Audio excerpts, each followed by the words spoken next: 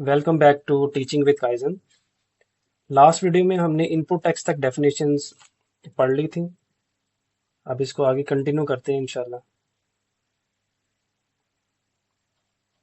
Input tax के बाद जो डेफिनेशन है वो है लाइसेंस्ड इंटीग्रेटर 15A।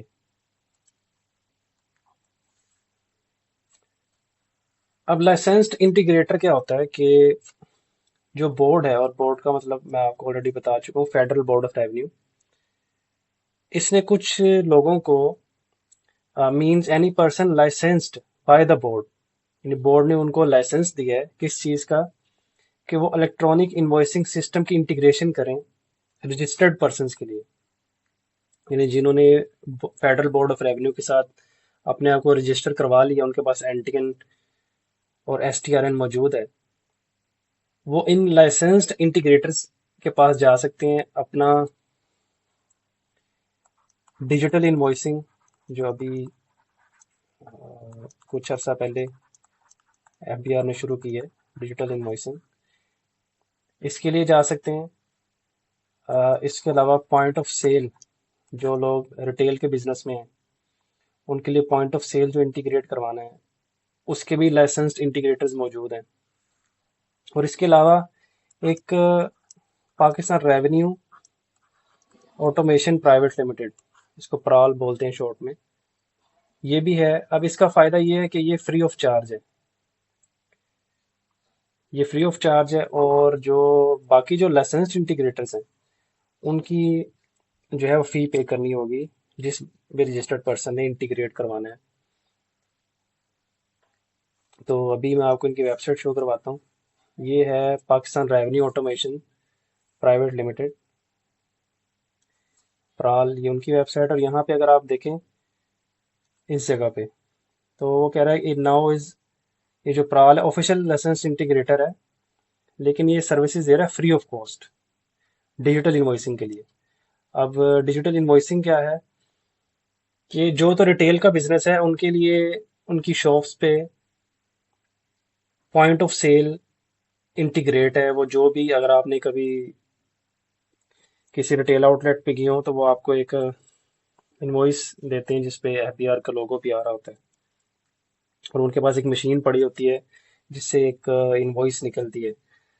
और उनके पास एक कंप्यूटर सिस्टम भी होता है। तो वो जो पूरे का पूरा सिस्टम है वो इंटीग्रेट है एफबीआर के साथ डायरेक्टली, तो उनकी सेल डायरेक्टली ही एफबीआर के पास चली जाती है। ये रिटेल वालों के लिए उनका सिस्टम डायरेक्ट एफबीआर के साथ इंटीग्रेट है। लेकिन जो लोग रिटेल में नहीं है, उनकी उनको भी एफबीआर ने चेक में लाने के लिए कि उनकी भी सेल बिल्कुल ठीक रिकॉर्ड हो, किसी किस्म का उसमें कोई फ्रॉड का जो एलिमेंट ना हो, तो उन्होंने अब डिजिटल इनवॉइसिंग शुरू करवाई है कि जो उनका ईआरपी सिस्टम होगा किसी कंपनी का, ईआरपी सिस्टम अब लिंक कर दिया जाएगा एफबीआर के सिस्टम के साथ। तो इसको डिजिटल इनवॉइसिंग कहते हैं। और इसके लिए कुछ लाइसेंस्ड इंटीग्रेटर्स हैं, यानी उनके एक इंटरफेस दे दिया जाएगा जहां से अब उन्होंने वो इनवॉइस जनरेट करनी है अपनी डिजिटली, ताकि एफबीआर को पता हो कि उन्होंने अ, जो सेल की है उसकी हर एक चीज़, क्या क्वांटिटी थी, क्या रेट था, ईच एंड एवरीथिंग, वो अब डिजिटली जो है ना जनरेट होगी उनकी एनेक्जर सी की इनवॉइस। ये तो हो गया प्राल। उसके बाद एक लिस्ट ऑफ लाइसेंस इंटीग्रेटर्स है, जो कि यहाँ पे फेडरल बोर्ड ऑफ रेवेन्यू, ये एफबीआर की ऑफिशियल वेबसाइट है, ठीक है, ये fbr.gov.pk। यहाँ पे उसने एक लिस्ट ऑफ लाइसेंस इंटीग्रेटर्स दी है, जिसमें ये डिफरेंट ये नेम्स आ रहे हैं आपके सामने, और उनके कॉन्टैक्ट पर्सन्स की ये आगे ईमेल एड्रेस भी आ रहे हैं, उनके एनटीएन, उनका लाइसेंस का नंबर आ रहा है ये यहाँ पे। और इसमें देखिए प्राल भी आ रहा है। ये सारे लिस्ट है, और भी हो सकता है, भी ऐड कर दिए उन्होंने, लेकिन ये अभी जो लिस्ट आ रही है वो मैं आपको शो कर रहा हूँ। वापस चलते हैं। ये हो गया हमारा लाइसेंस्ड इंटीग्रेटर। नेक्स्ट डेफिनेशन की तरफ चलते हैं। नेक्स्ट जो क्लोज है वो है 18A of section 2, online market place. अब ये फाइनेंस एक्ट 2025 में इसको ऐड किया गया, इसलिए इसका जो टेक्स्ट है वो रेड में। क्या मतलब है कि एक इंटरफेस जो कि सहूलतकारी करता है, जो फैसिलिटेट करता है फॉर अ फी, वो प्लेटफॉर्म फी चार्ज करेगा अपनी। वो क्या करते हैं कि बहुत सारे बायर्स और सेलर्स को इंटरेक्ट करवाते हैं डिजिटली ऑनलाइन। वहाँ पे वो digital orders for supply of goods. अब इसमें लाजमी नहीं है कि वो जो प्लेटफॉर्म है वो उसकी इकोनॉमिक ओनरशिप, यानी उसके अपनी ओनरशिप के अंदर गुड्स भी हो जो सेल हो रही हैं, हो भी सकती हैं और नहीं भी। अब पाकिस्तान के अंदर OLX एक प्लेटफॉर्म है जहाँ पे वो अपनी कमीशन चार्ज करते हैं, और लोग आते हैं उन पे एड्स लगाते हैं जिन्होंने चीज़ें सेल करनी होती हैं, और बायर्स उनसे डायरेक्ट रब्ता कर सकते हैं। नेक्स्ट क्लॉज है 20 of section 2, output tax. Last video में हमने इनपुट टैक्स को कवर किया था, और मैंने आपको बताया था कि जब आगे आउटपुट टैक्स पढ़ेंगे तो हम एक फार्मूला भी देखेंगे कि हमारी टैक्स की लायबिलिटी कैसे निकलती है।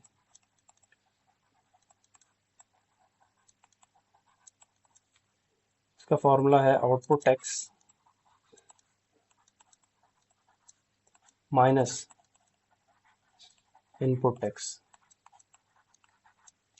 अब इनपुट टैक्स के बारे में मैं आपको ऑलरेडी बता चुका हूँ कि जो लोकल परचेज के ऊपर या इंपोर्ट्स पे, या उस डेफिनेशन में हमने और भी चीज़ें पढ़ी थी,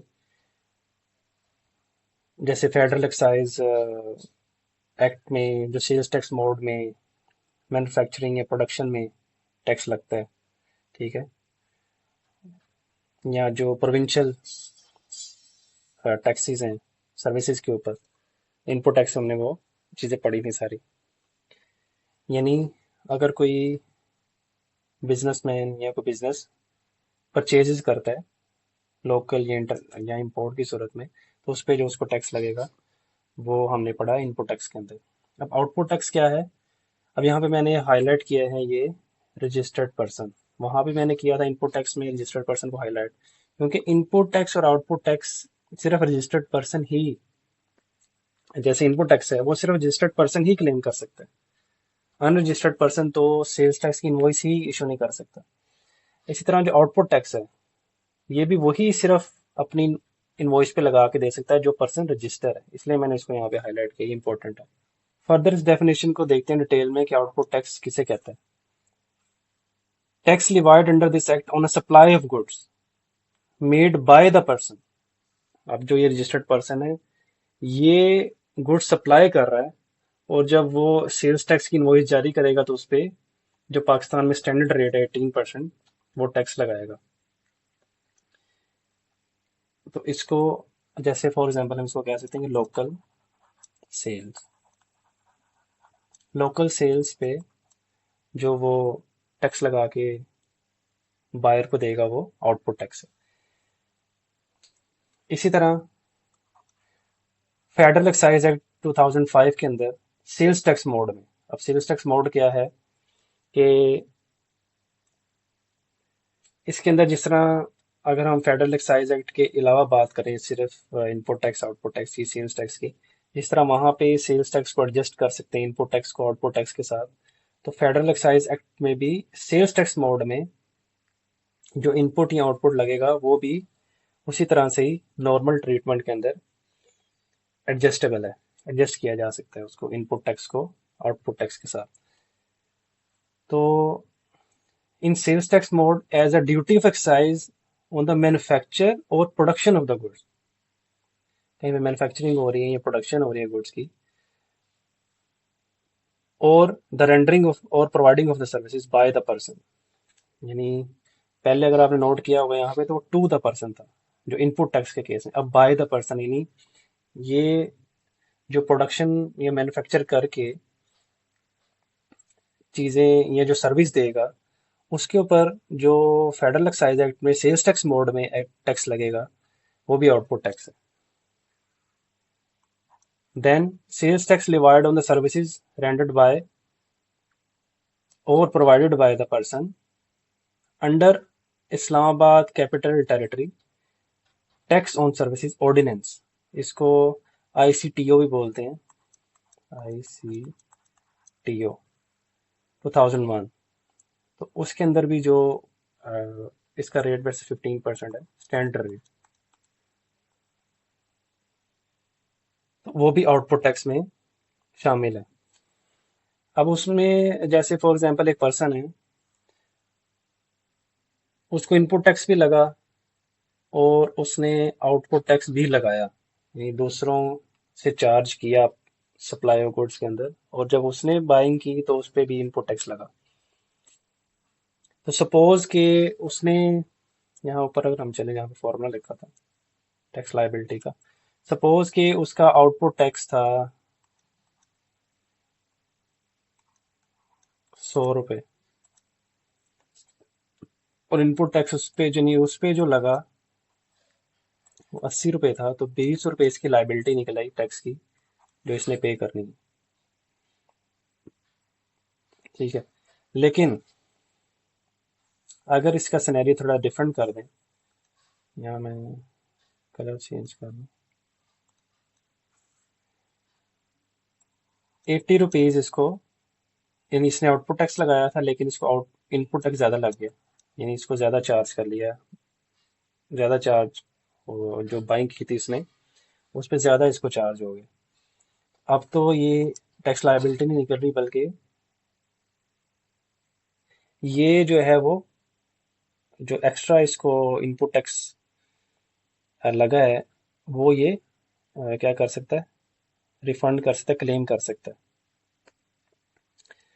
अब रिफंड और क्लेम जो है ना, रिफंड तो इसी लॉ में लिखा हुआ है कि रिफंड उनको होता है जो एक्सपोर्ट कर रहे हैं, जो जीरो रेटेड सप्लाई के अंदर जीरो रेटेड सप्लाईज कर रहे हैं, एक्सपोर्टर्स हैं, रिफंड उनके केस में।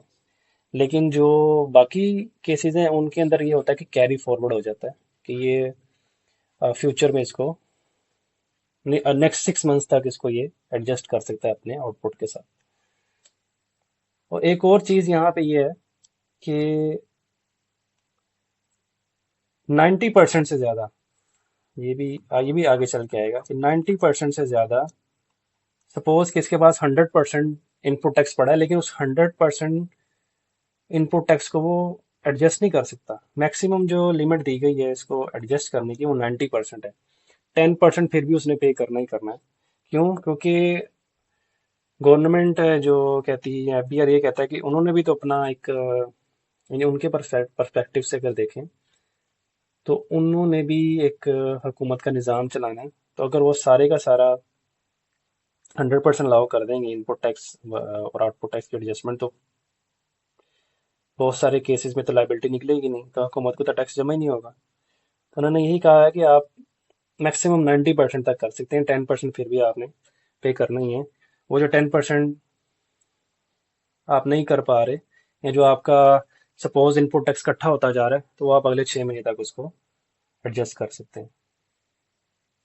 Next definition, payment intermediary, clause 20A of section 2 means a banking company, कोई भी पाकिस्तान के अंदर बैंक है, एनी फाइनेंशियल इंस्टीट्यूशन जिसमें फॉरेन एक्सचेंज कंपनी जैसा कि वेस्टर्न यूनियन है और भी फॉरेन एक्सचेंज कंपनीज हैं, और पेमेंट गेटवे। अब बैंक्स के भी पेमेंट गेटवेज होते हैं और इसमें वो भी आ जाते हैं, जैसा कि पेपैल है, पाकिस्तान में तो नहीं चलता लेकिन जस्ट एग्जांपल देने के लिए बता रहा हूँ। पेयोनीर है, वो तो चलता है पाकिस्तान में, और बैंक्स के अपने भी पेमेंट गेटवेज हैं that facilitate the transfer of funds और पेमेंट इंस्ट्रक्शंस बिटवीन टू और मोर पार्टीज। किस लिए? To enable process route or settle payments with respect to goods in a financial transaction without being the ultimate source or recipient of the payment। तो ये basically suppose कि एक mister A ने purchases की mister B से, अब इसने और ये परचेजेस इसने की क्रेडिट पे, और एक पेमेंट टर्म सेट होगी, क्रेडिट टर्म सेट होगी कि 30 डेज के बाद या 60 डेज के बाद इसको पे करेगा। और सपोज कि वो डेट आ जाती है और इसने अपने बैंक के थ्रू, जो इसके पास ऑनलाइन पोर्टल है, मिस्टर बी को पेमेंट की। ठीक है। अब बेसिकली ये जो पेमेंट इंटरमीडियरीज हैं ये काफ़ी हेल्पफुल हैं बायर्स और सेलर्स के दरमियान, जो ट्रांजैक्शंस को सेटल करने के लिए। और आप देखें कि उसने इंटरनेशनल जो फॉरेन लाइसेंस, फॉरेन एक्सचेंज का भी जिक्र किया है। तो पेमेंट इंटरनेशनल भी हो सकती है, इंटरनेशनल चैनल्स का भी उसने जिक्र किया है, पेमेंट मेथड्स का। तो जैसे इंपोर्ट के केस में पेमेंट करनी पड़ सकती है, एक्सपोर्ट में जब बाहर से पेमेंट लेनी है, तो तब भी ये पेमेंट इंटरमीडियरीज जो है वो बहुत ज़्यादा हेल्पफुल है। Next definition, clause 21 of section 2, person. अच्छा, ये लॉ की लैंग्वेज में पर्सन थोड़ा, इसकी डेफिनेशन वाइडर है, डिफरेंट है। हम आम जुबान में, आम लाइफ में अगर हम लॉ से हटके अगर देखें, हमारी जो रोज़मर्रा की ज़िंदगी है उसमें हम लोग पर्सन यानी एक इंडिविजुअल को ही कहते हैं। लेकिन लॉ के अंदर पर्सन एक इंडिविजुअल तो है ही है। एन इंडिविजुअल, अ कंपनी और एसोसिएशन ऑफ पर्सन, एओपी, और इनकॉर्पोरेटेड, फॉर्म, ऑर्गेनाइज्ड और एस्टेब्लिश्ड इन पाकिस्तान और एल्सवेयर, यानी अगर वो बाहर भी बनी है तो उसको भी लॉ जो है वो sales tax act person consider करता है। और जब हम आगे इस लॉ में फर्दर जब प्रोसीड करेंगे तो आप देखेंगे कि वो पर्सन का वर्ड यूज करेगा मुख्तलिफ सेक्शंस के अंदर। इसके अलावा फेडरल गवर्नमेंट, जो वफाकी हुकूमत है, प्रोविंशियल सूबाई हुकूमतें, ये भी लॉ की नज़र में पर्सन है। Local authority in Pakistan person है। A foreign government, a political subdivision of a foreign government और पब्लिक इंटरनेशनल ऑर्गेनाइजेशन। तो ये जो लॉ के मुताबिक जो डेफिनेशन है पर्सन की वो काफ़ी वाइड है। नेक्स्ट जो हमारी डेफिनेशन है, clause 22A of section 2, provincial sales tax. अब प्रोविंशियल सेल्स टैक्स के अंदर जो सर्विसेज के ऊपर टैक्स है वो अब 18th अमेंडमेंट के बाद, जो आइन में तरमीम की गई थी 18th अमेंडमेंट के बाद, अब जो सर्विसेज हैं वो प्रोविंशियल सब्जेक्ट है। और जो गुड्स हैं, जो कि हम ये सेल्स टैक्स एक्ट पढ़ रहे हैं 1990, ये गुड्स को ही डील करता है। और ये फेडरल के अंडर है और ये पूरे पाकिस्तान पे एप्लीकेबल है। लेकिन जो सर्विसेज हैं वो चूँकि प्रोविंशियल सब्जेक्ट हैं, तो इसके डिफरेंट सूबों में लॉज भी डिफरेंट है और रेट्स भी डिफरेंट हैं। जैसे पंजाब के अंदर इसकी पीआरए अथॉरिटी है और जो स्टैंडर्ड रेट है वो 16% है। इसी तरह सिंध में एसआरबी 15% रेट है। पहले 13 था स्टैंडर्ड रेट, अब इन्होंने 15 कर दिया। KPRA, Khyber Pakhtunkhwa revenue authority, 15% standard rate की बात करूँ, वो क्या होता है वो भी मैं बताता हूँ आपको। फिर Balochistan Balochistan revenue authority 15% standard rate. और जो फेडरल है उसमें भी 15% ही है सर्विस के ऊपर। अच्छा, अब स्टैंडर्ड रेट से क्या मुराद है कि जैसे पंजाब के अंदर पीआरए में 5% रेट भी है एक, इसको रिड्यूस रेट कहते हैं, रिड्यूस्ड रेट।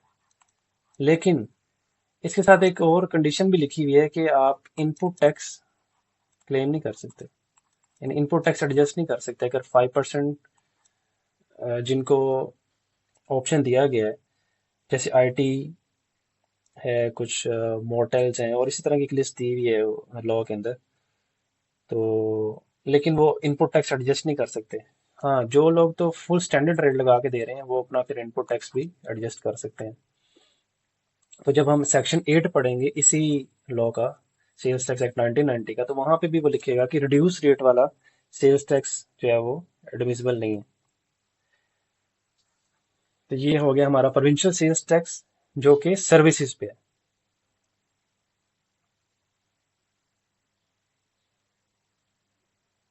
नेक्स्ट डेफिनेशन है retail price, clause 27 of section 2, with reference to third schedule.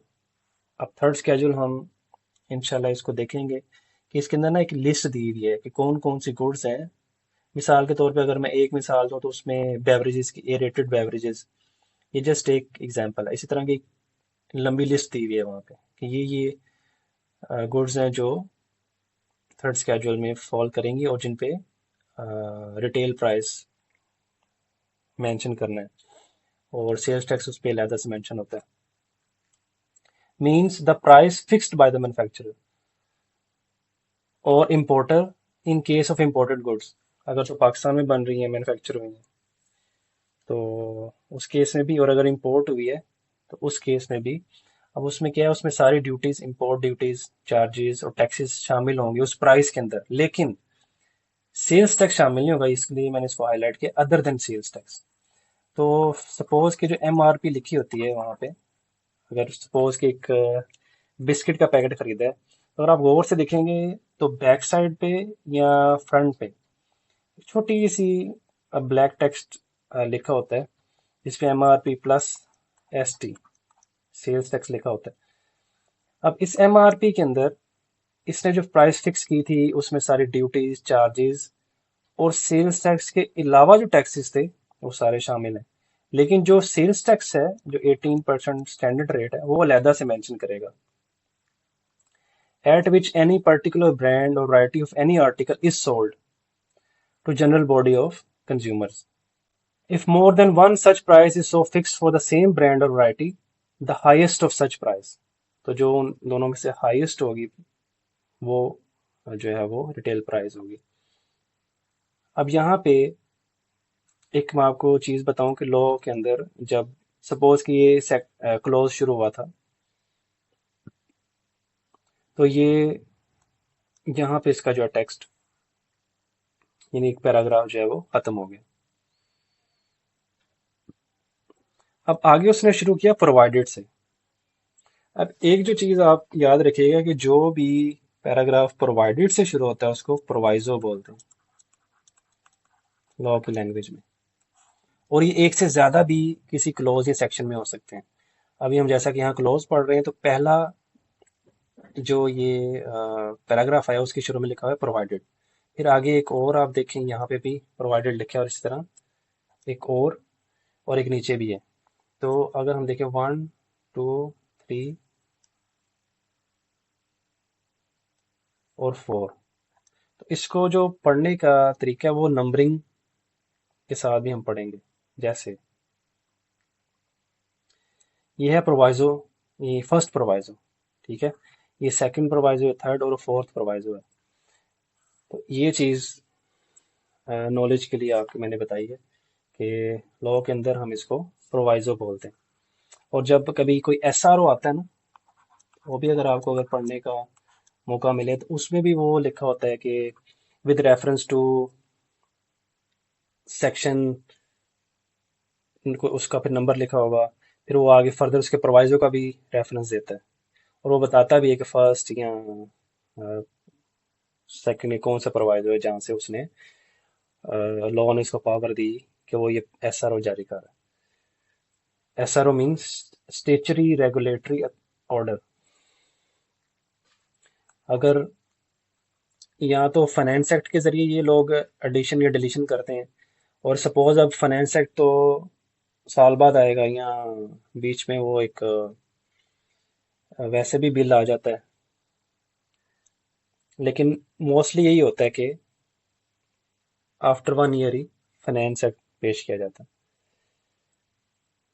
तो अब उस पूरे साल के दौरान वो वेट नहीं कर सकते, अगर उन्हें कोई एडिशन या डिलीशन करनी है तो उसके लिए एसआरओ है। तो इसके थ्रू वो कोई जो है ना लॉ के अंदर चेंजेस कर सकते हैं। अब ये होगी फॉर इंफॉर्मेशन। अब आगे चलते हैं।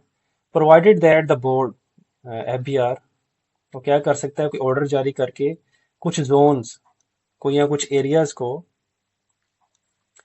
For the purpose of determination of highest retail price for any brand और वैरायटी ऑफ गुड्स, वो क्या कर सकता है, एक जनरल ऑर्डर के जरिए स्पेसिफाई कर सकता है कि ये जोन है, ये एरियाज है जहाँ पे हाईएस्ट रिटेल प्राइस जो है वो उनकी डिटरमिन की जाएगी किसी भी ब्रांड या वैरायटी ऑफ गुड्स के लिए। नेक्स्ट जो प्रोवाइजो है, सेकंड प्रोवाइजो, वो कहता है प्रोवाइडेड फर्दर अब उसने देखा ना, पहले में जस्ट प्रोवाइडेड लिखा, फिर provided further that the reduction in price on account of chilling charges. अब आपने देखा होगा कि जो हमारे स्टोर्स के ऊपर कोल्ड ड्रिंक बिकता है, या यहाँ पे उसने लिखा हुआ aerated water beverages, mineral water और फ्रूट जूसेस, ये सारे फ्रिज के अंदर पड़े होते हैं, एक फ्रीजर के अंदर पड़े होते हैं। और ज़ाहिर है उनको एक चिल करने की एक कॉस्ट है, चार्ज है, बिजली लग रही है उस पर। तो ये प्रोवाइजो क्या कहता है, और ये रेड में हाईलाइट है, और ये भी फाइनेंस एक्ट 2025 में ऐड किया गया। अब ये कहता क्या, कहता on account of chilling charges or any other similar charges in case of aerated water, beverages, mineral water or fruit juices shall not be more than 5% of the price inclusive of sales tax, federal excise duty and all taxes other than income tax जो कि बेची जा रही हैं goods general body of consumers को। अब मिसाल से इसके समझते हैं, ऐसे शायद इतनी समझ नहीं आएगी। सपोज कि अब होता ये है कि जाहिर है जो सेल्स टैक्स की जितनी ज्यादा प्राइस जितनी ज्यादा प्राइस होगी, टैक्स भी उतना ज्यादा निकलेगा। 120 पे ज्यादा टैक्स आएगा या 100 पे, ऑब्वियसली 120 पे ज्यादा टैक्स निकलेगा, टैक्स की लाइबिलिटी। अब वो क्या, जो बोर्ड ने इनको इजाजत दी है कंपनीज को, या जो ये बिजनेस कर रहे हैं, कि आप 5% से ज्यादा जो है ना रिडक्शन नहीं कर सकते प्राइस में, यानी वो अपने टैक्स लाइबिलिटी बचाना चाहते हैं। वो क्या करते हैं कि कहते हैं कि हमारे चिलिंग चार्जेस भी अ, इसकी भी हमें बेसिकली उन्होंने अलाउ कर दिया कि आप रिडक्शन कर सकते हैं, लेकिन 5% से ज्यादा नहीं कर सकते। सपोज अगर इस 100 को मैं 5% लूँ तो वो ₹5 आता है, ठीक है। अब सपोज कि उसके चिलिंग चार्जेस के ऊपर ₹15 खर्चा आया था, लेकिन लॉ ने उसको सिर्फ इजाजत दी है कि आप ₹5 तक, आपको इजाजत है कि आप अपनी प्राइस में रिडक्शन करें। उस रिडक्शन से क्या होगा कि टैक्स की लाइबिलिटी भी उतने से ही कम होगी, सही है। अब बाकी जो इस 15 और 5 का डिफरेंस है, ₹10, वो अलाउ नहीं किया लॉ ने, वो नहीं कोई बियर करना पड़ेगा।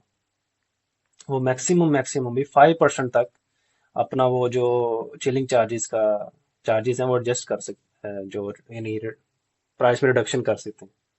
तो ये एक नया प्रोवाइजर ऐड किया गया। आई होप कि आपको समझ आई होगी।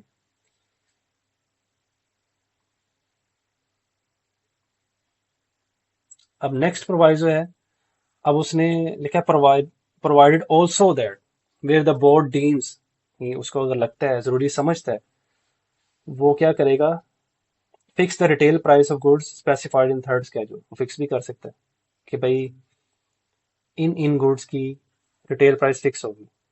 बाकी बिजनेसेस को इख्तियार है कि वो क्या रखते हैं, लेकिन बोर्ड के पास इख्तियार दे दिया है कि वो खुद से भी फिक्स कर सकते हैं प्राइसेस को, रिटेल प्राइसेस को। अब लास्ट इसका जो प्रोवाइजो है, फोर्थ प्रोवाइजो, अगर आप वर्डिंग पे नोटिस करें, पहले सबसे पहले था प्रोवाइडेड, देन उसने लिखा प्रोवाइडेड फर्दर, फिर उसने लिखा प्रोवाइडेड ऑल्सो, अब लिख रहा है प्रोवाइडेड फर्दर ऑल्सो, यानी ये वर्डिंग उसमें वो ऐड करता जा रहा है। इन case of imported goods in the third schedule, जो थर्ड स्केड्यूल में गुड्स हैं अगर वो इम्पोर्ट हुई, तो जो रिटेल प्राइस है वो 130% से लेस नहीं होनी चाहिए of the value determined under section 25 of the customs act 1969। अच्छा, अब इसके अंदर कस्टम ड्यूटीज और फेडरल एक्साइज ड्यूटी शामिल है, including the amount of custom duties and federal excise duties levied there. अब इसको भी मैं एक एग्जांपल से समझाता हूँ।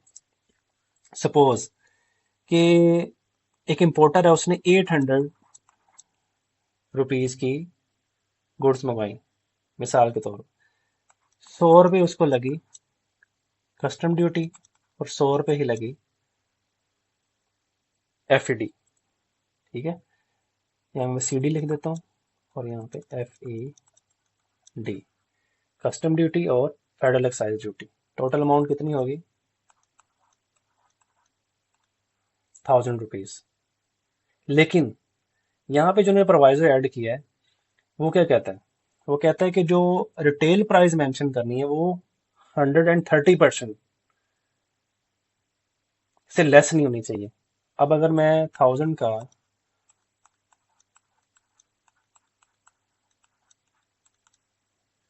130% लूँ, क्योंकि उसने क्या है, including the amount of custom duties and federal excise duty. तो 1000 का अगर मैं 130% लूँ तो वो बनता है 1300। अब सपोज कि वो बंदा तो बेचना चाहता है 1200 की, ठीक है, रिटेल प्राइस मेंशन करना चाहता है 1200, लेकिन लॉ कहता है कि 1300 से कम तो रिटेल प्राइस आप मेंशन ही नहीं कर सकते। यहाँ पे लिखा है the retail price shall not be less than 130%। 130%। तो वो जो मेंशन करेगा वो 1300 रिटेल प्राइस, यानी इससे कम वो मेंशन नहीं कर सकता। किस लिए? फॉर सेल्स टैक्स पर्पसेज, ठीक है। और अगर सपोज कि वो 1500 की बेचता है 1300 की बजाय, तो फिर हाईएस्ट वाले लगेगा। जहाँ जाहिर है जहाँ पे उनको ज्यादा टैक्स इकट्ठा होगा तो वो तो उसी तरफ ही जाएंगे। तो आई होप ये सेंस बना रहा है और आपको समझ भी आई है।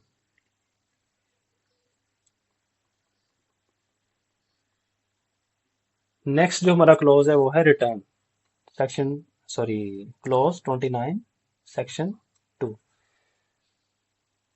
Means any return required to be furnished under chapter 5 of this act. Chapter 5 का कहता है, अगर इसमें क्लिक करूं, उसका नाम ही रिटर्न है। पूरा चैप्टर इसमें सेक्शन 26 आएगा, वो सेक्शन सेक्शन 26 का नाम भी रिटर्न ही है। अच्छा, नेक्स्ट है sales tax, clause 29A of section 2। अब सेल्स टैक्स का जो वर्ड आएगा तो इसमें क्या क्या शामिल है?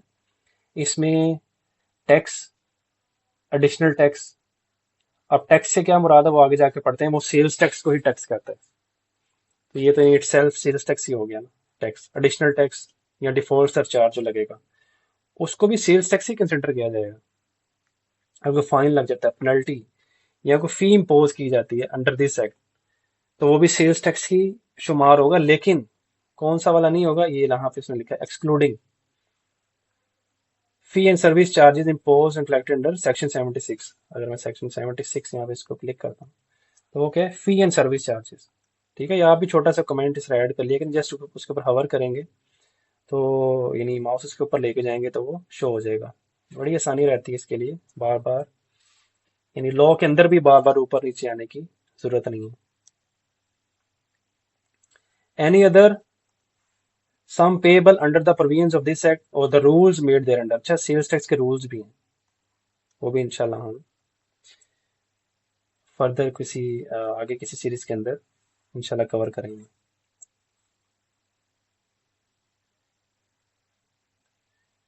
देन अभी जो टैक्स पड़ा था पीछे, वो टैक्स को क्या कहता है कि वो जो सेल्स टैक्स है ना, वही टैक्स है। हाँ, अगर unless the context requires otherwise, for example किसी सेक्शन के अंदर किसी जगह पे कोई और मतलब रिक्वायर्ड है, हाँ वहां पे हो किसी टैक्स का मतलब कोई और हो सकता है, लेकिन वैसे जो है वो जहां भी टैक्स का वर्ड आएगा वो सेल्स टैक्स ही है।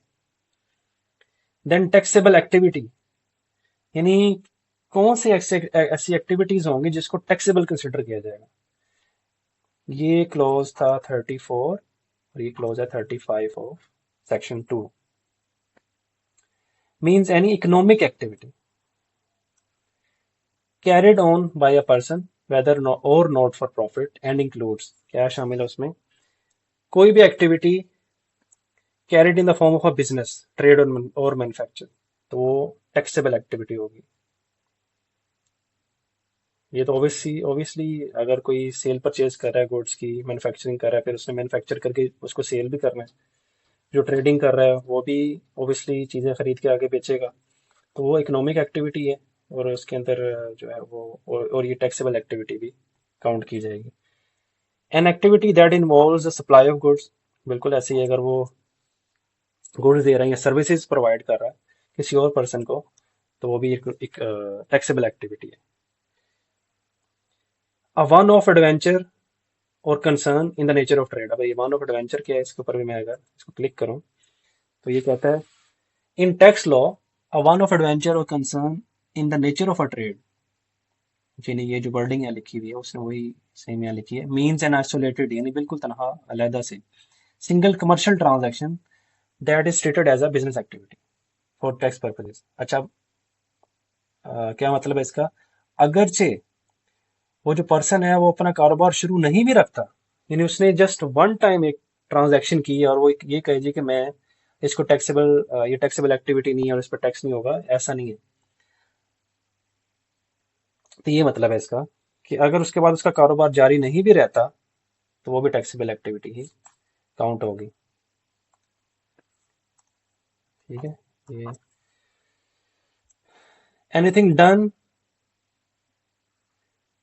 एनीथिंग डन और अंडरटेकन ड्यूरिंग द कमेंसमेंट और termination of the economic activity, उसको इकोनॉमिक एक्टिविटी को शुरू करने में या खत्म करने के अंदर जो भी चीजें की गई वो भी टैक्सेबल एक्टिविटी में आएंगे। हाँ, क्या नहीं आएगा, but does not include the activities of an employee providing services in that capacity to an employer. ये एम्प्लॉय है वो जॉब करता है, जाके अपनी सैलरी लेता है, तो ये टैक्सेबल एक्टिविटी नहीं है। एन एक्टिविटी, हाँ, इनकम टैक्स के अगर जब हम उसमें जाएंगे तो उसमें जाहिर है अगर कोई एम्प्लॉय वहाँ पे जॉब कर रहा है तो वो उसकी इनकम है, वो उस पे उसका टैक्स काट लेते हैं एट सोर्स, वो एक अलग चीज़ है। लेकिन यहाँ सेल्स टैक्स एक्ट में अगर एम्प्लॉय को सर्विस दे रहा है तो वो उसको टैक्सेबल एक्टिविटी में काउंट नहीं करते। B an activity carried on by an individual as a private recreational pursuit और हॉबी, किसी की हॉबी है, वो कोई काम करता है अपनी प्राइवेट हैसियत के अंदर, तो वो भी टैक्सेबल एक्टिविटी नहीं है। अब घर के अंदर कोई बंदा पेंटिंग बना रहा है या कोई उसकी और हॉबी है तो अपनी इंडिविजुअल प्राइवेट हैसियत में वो कर रहा है तो वो टैक्सेबल एक्टिविटी में नहीं आएगी। हाँ, अगर कोई शख्स अपनी हॉबी को कमर्शियल पर्पसेस के लिए यूज करता है तो फिर वो टैक्सेबल एक्टिविटी में आएगी। पेंटिंग्स बना के बेचता है, उसकी आर्ट गैलरी है। ठीक है, तो ये एक एग्जांपल है। हाँ, लेकिन अगर जस्ट वो अपनी इंडिविजुअल पर्सनल कैपेसिटी में कर रहा है तो फिर वो नहीं आएगी। Next C, activity carried on by a person, वो इंडिविजुअल नहीं है, which if carried on by an individual, अगर वो इंडिविजुअल कैरी करता, यानी वो अगर उसको करता तो would fall with in sub clause B. अगर वो एक इंडिविजुअल नहीं है, लेकिन अगर वो इंडिविजुअल करता और वो इस बी के अंदर फॉल करती, यानी वो अपनी पर्सनल प्राइवेट कैपेसिटी में कोई हॉबी कर रहा है तो वो भी जो है फॉल नहीं करेगी टैक्सेबल एक्टिविटी में, अगर इंडिविजुअल के अलावा कोई करता है। नेक्स्ट क्लोज है close 37 of section 2, tax fraud, जो कि फाइनेंस एक्ट 2025 के अंदर इसको ऐड किया गया है, इसी वजह से ये रेड में हाईलाइट है। टैक्स फ्रॉड का क्या मतलब है? नोइंगली, उसके इल्म में था, इंटेंशनली, नियत भी थी, डिसऑनेस्टली, बेईमानी के साथ, डूइंग एनी एक्ट और अबेटिंग, अबेटिंग मीन्स के वो उसकी हौसला अफजाई करता है या सहूलतकारी करता है, any action to cause loss of tax, अगर कोई टैक्स जो कि लाइबिलिटी बनती थी उसका लॉस हो गया अंडर दिस एक्ट, उसमें क्या क्या शामिल है, ये टैक्स फ्रॉड में क्या शामिल है? यूजिंग और preparing false, forged and fictitious document, जाली किस्म के डॉक्यूमेंट्स जहाँ तब्दील शुदा यानी जानबूझ के उनके अंदर गड़बड़ की गई हो, उनको बनाना या इस्तेमाल करना, इंक्लूडिंग रिटर्न्स, यानी जो सेल्स टैक्स रिटर्न्स हैं, स्टेटमेंट्स, एनेक्जर्स एंड इनवॉइसेस, इनमें अगर कोई तो ये भी टैक्स फ्रॉड में शामिल है। अगर फिक्टिशियस जाली डॉक्यूमेंट्स बनाते हैं कोई, उनके अंदर जानबूझ के जो है वो गड़बड़ की जाती है। False claim of input tax, जैसे हम ऊपर हम बात कर चुके हैं इनपुट टैक्स की, input tax credit based on fictitious transactions, यानी वो ट्रांजैक्शन हुई भी नहीं लेकिन क्लेम किया जा रहा है इनपुट टैक्स, तो ये टैक्स फ्रॉड में आएगा। कोई यानी लेन देन नहीं हुआ एक्चुअल, लेकिन उसके अगेंस्ट इनपुट टैक्स क्लेम करने की कोशिश करना, वो टैक्स फ्रॉड में आएगा। Issuance of any tax invoice without supply of goods, यानी सप्लाई की ही नहीं है, यानी जो सेलर है उसने बायर को कुछ भेजा ही नहीं, गुड्स भेजी ही नहीं, लेकिन इनवॉइस जारी कर दी, तो ये भी टैक्स फ्रॉड है। टेम्परिंग और destroying of any material evidence. अच्छा, जो लॉ है ना वो कहता है कि आपने पहले 5 साल था, 6 साल कर दिया, 6 years, यानी 6 साल तक जो सेल्स टैक्स का रिकॉर्ड है ना वो मेंटेन करना है। इसी के अंदर आगे एक सेक्शन भी आएगा, वो हम इंशाल्लाह इसको फर्दर देखेंगे। 6 साल तक रिकॉर्ड मेंटेन करना है, लेकिन अगर उसी रिकॉर्ड के अंदर टेम्परिंग कर दी जाती है, उसको तबाह कर दिया जाता है, कोई भी मटेरियल एविडेंस जो कि फ्यूचर में सेल्स टैक्स ऑडिट में काम आ सकता है, या देखिए ये कभी भी रिक्वायर कर सकते हैं। अगर 6 साल के बाद तो ये ओबियसली लॉ ने कह दिया कि 6 साल तक मेंटेन करने हैं, लेकिन 6 साल के अंदर अंदर अगर उसने 3 साल बाद, 4 साल बाद कोई डॉक्यूमेंट रिक्वायर कर लिए बोर्ड ने, तो वो देने पड़ेंगे। और उसमें अगर किसी भी किस्म की कोई टैंपरिंग या कोई मटेरियल एविडेंस मिसिंग होता है, तो फिर वो उसको भी फ्रॉड में कंसिडर करते हैं। Generating fake input through manipulation of return filing system, जो IRIS है, जो पहले भी हमने डिस्कशन की थी। और ये जो IRIS है, ये किसी भी चीज़ का एब्रिविएशन नहीं है। ये बेसिकली अगर आप इंटरनेट पर सर्च करेंगे ना, तो ये एक फ्लावर है, एक फूल है जिसका अ, मतलब विजडम भी है। ये जस्ट फॉर जनरल नॉलेज के लिए। तो IRIS एक सिस्टम है फेडरल बोर्ड ऑफ रेवेन्यू का, ऑनलाइन, जो कि हर रजिस्टर्ड पर्सन को दिया जाता है कि वहाँ से अपनी sales tax return, input input tax claim कर सकता है, लेक्चर अपलोड कर सकता है, स्टेटमेंट्स 165 की, इनकम टैक्स की सारी वो ना वहीं से मैनेज कर सकता है। तो वो कहता है अगर उस सिस्टम को इस्तेमाल करते हुए कोई फेक एंट्रीज कर देता है सेल्स टैक्स रिटर्न में, लेक्चर्स में, तो वो भी टैक्स फ्रॉड में आएगा। उसके अलावा मेकिंग फिक्टिशियस कंप्लाइंस, यानी जाली कंप्लाइंस करता है अंडर सेक्शन 73। अब सेक्शन 73 क्या है, अगर इसको मैं क्लिक करूं, सर्टेन ट्रांजैक्शंस नॉट एडमिसिबल। अब वो सेक्शन 73 में आगे चल के इसको डिटेल में इंशाल्लाह देखेंगे, लेकिन वैसे थोड़ा सा बता देता हूँ कि 50,000 तक कैश में पेमेंट की जा सकती है। हाँ, अगर 50,000 से एक यानी थ्रेश होल्ड है, अगर उससे ऊपर होगा तो वो कहता है बैंकिंग चैनल यूज करना है, उसमें क्रेडिट और डेबिट कार्ड का भी उसने अलाउ किया, वो भी यूज कर सकते हैं। ये फर्दर इंशाल्लाह सेक्शन 73 में जाके देखेंगे। उसका इस्तेमाल करते हुए अगर कोई जाली कंप्लायंस करता है, including routing of payments back to registered person, यानी पेमेंट वापस जो है वो रजिस्टर्ड पर्सन को दे दी जाती है, यानी जाली कंप्लायंस की है। पहले पैसा दे दिया उसको सिस्टम में शो करवाने के लिए, सपोज अब बायर ने सेलर को दोबारा, सेलर ने फिर वही पैसा उसके अकाउंट में वापस लगवा दिया, for the benefit of the registered person through a bank account held by a supplier और अ परपटेड सप्लायर। अब परपटेड का यहाँ पे मतलब है कोई मफरूजा है, यानी कोई एक्चुअल में एग्जिस्ट नहीं करता, फर्जी सा कोई सप्लायर है। Then suppression of supplies that are chargeable to tax under this act, यानी सप्रेशन का मतलब है दबाना। ये भी अगर वो करता है कि सप्रेशन ऑफ सप्लाईज करता है जो कि चार्जेबल टू टैक्स थी, अपनी लाइबिलिटी को कम करने के लिए, तो वो भी टैक्स फ्रॉड है। Making taxable supplies of goods without issuing any tax invoice, अगर आप दो चीज़ों का फर्क देखें ना, ये एच का, ये सब क्लोज एच है, और ये सी का।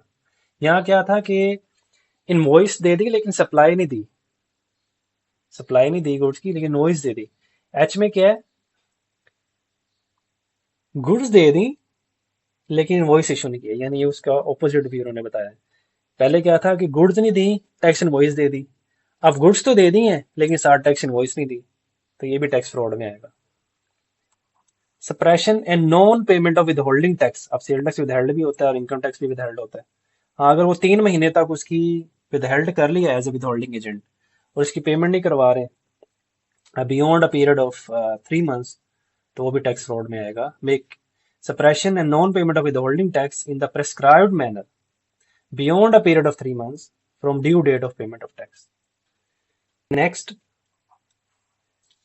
वो गुड्स जो कि कॉन्ट्राबैंड गुड्स हैं, यानी जो स्मगलिंग के स्मगलिंग की गई है, जिनकी स्मगलिंग में शामिल थी या इलीगल गुड्स थी, उनको अक्वायर करके और जिन वो जो कि काबिल जब्ती थी, यहाँ पे लिखा हुआ है ना, आर लाइबल टू कॉन्फिस्केशन, काबिल जब्ती थी, उनकी उनको एक्वायर किया गया, उनको कब्जे में रखा गया। एक्विजिशन, पोजेशन और ट्रांसपोर्टेशन में भी जो लोग शामिल थे, वो सब टैक्स फ्रॉड के अंडर आएंगे। यानी ये जो सब क्लोज है वो ये बताता है कि ऐसी गुड्स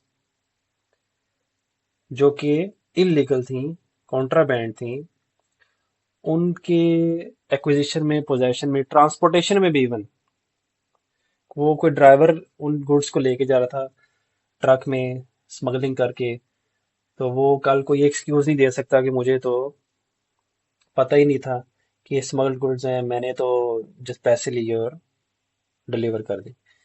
तो उसने काफी यहाँ पे इस क्लोज को वाइड बनाया है। लास्ट सब क्लोज है कि मेकिंग ऑफ टैक्सेबल सप्लाईज। हाँ, वो बंदा टैक्सेबल सप्लाईज कर रहा है जो रजिस्टर्ड ही नहीं है, यानी ना उसके पास ऑब्वियसली एनटीएन होना चाहिए, और एनटीएन तो होना ही चाहिए, लेकिन जो सेल्स टैक्स की इनवॉइस देगा ना, उसके पास एसटीआर होना लाजमी है। STRN means sales tax registration number. ये नेशनल टैक्स टैक्सेशन नंबर है, नेशनल टैक्स नंबर, और ये सेल्स टैक्स रजिस्ट्रेशन नंबर। अगर किसी के पास एनटीएन है तो वो अपनी इंडिविजुअल है फॉर एग्जांपल, लेकिन वो सेल्स टैक्स की कोई जो है ना, वो कोई सेल परचेज नहीं करता, कोई ना ही सेल्स टैक्स की इनवॉइसेस देता है, तो वो तो अपनी इनकम टैक्स रिटर्न जाके एंटीन भी जस्ट होगा तो उसका काम हो जाएगा। लेकिन जो बंदा ये 18% स्टैंडर्ड रेट की जो गुड्स सप्लाई कर रहा है, बाइंग कर रहा है, सेलिंग कर रहा है, तो और उसने सेल्स टैक्स इनवॉइस देनी है अगर, तो उसके पास एसटीआरएन होना ज़रूरी है। हाँ, अगर वो विदाउट सेल्स टैक्स काम करना चाहता है तो वो फिर उस पे 11th स्केड्यूल के अंडर जो बताया गया है कि फिर उसका सेल्स टैक्स विद हेल्ड होगा 5%, वो कमर्शियल उसको इनवॉइस ट्रीट किया जाएगा और 5% उसका सेल टैक्स विद हेल्ड होगा, ये अनरजिस्टर्ड पर्सन के लिए। हाँ, अगर तो उसने टैक्सेबल सप्लाई देनी है और टैक्स इनवॉइस भी देनी है तो फिर उसके पास एसटीएनएन होना जरूरी है। इस वीडियो को मैं यहीं पे एंड कर रहा हूँ क्योंकि वीडियो काफ़ी लंबी हो गई है। इंशाल्लाह नेक्स्ट इसका जो पार्ट आएगा, जो वीडियो आएगी, उसमें इंशाल्लाह डेफिनेशन वाला सेक्शन कंप्लीट हो जाएगा, फिर आगे हम जो बाकी के सेक्शंस हैं उनको इंशाल्लाह पढ़ना शुरू करेंगे। अल्लाह हाफिज़।